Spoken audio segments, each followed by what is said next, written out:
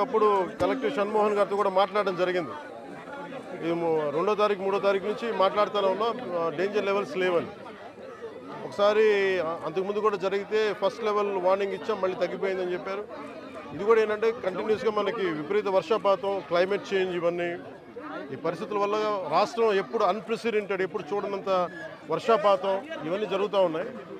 ఈ నేపథ్యంలో ఇది ప్రత్యేకించి ఇప్పుడు లోపలికి వెళ్ళి చూస్తుంది వైఎస్ఆర్ కాలనీ, జగనన్న కాలనీ పేరు ఏదని అనుకోండి. ఇది బేసిక్ ఇది ఒక 32 ఎకరాలు 33 ఎకరాల స్థలం. ఇది దాదాపు ఒక 2000 పైచిలకు లబ్ధిదారులు. దీంట్లో ఉన్నదేమో ఇప్పుడు ప్రస్తుతం 10% మంది జనాభా ఉన్నారు. 10% మట్టుకే. లోపలికి వెళ్ళి చూస్తే అసలు బేసిక్గా లోపల మనకి ఈ డ్రైనేజ్ కానీ రోడ్లు కానీ ఏమీ లేవు. కనీసం వాళ్ళు అడిగేది ఏంటంటే కనీసం ఇప్పుడు దీనికి కనీసం బ్రిడ్జ్. నా నోట్లో మాటలు మీరే చెప్తారు.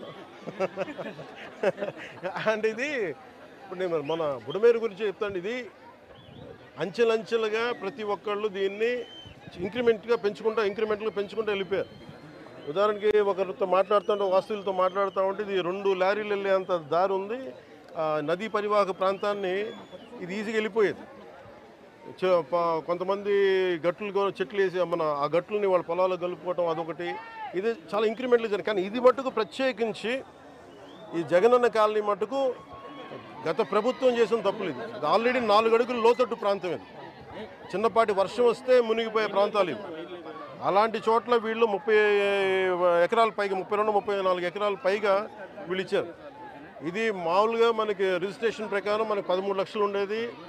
అది మార్కెట్లో మనం చూస్తే 30 లక్షలు. దీన్ని వీళ్ళు 60 లక్షల రూపాయలు పెట్టుకున్నారు. సో ఇది జగనన్న కాలనీ అనేది గత ప్రభుత్వం ఎన్ని మన తేల్చి వర్కౌట్ చేస్తే 30 లక్షలు మార్కెట్ రేట్ ఉండగా 60 లక్షలు పెట్టుకున్నారు. అది లోతట్టు ప్రాంతం. ఎవరు ఈ రోజుకి 10% మించి ఎవరు మనకి లబ్ధిదారులు లోపలికి రాలా. దాన్ని బట్టి మీకు అర్థం చేసుకోవచ్చు. ఇలాంటి చోట్ల ప్రత్యేకంగా ఛాలెంజ్ చేసి వీళ్ళు చేసిన తప్పుల్ని మేము కవర్ చేయాలి.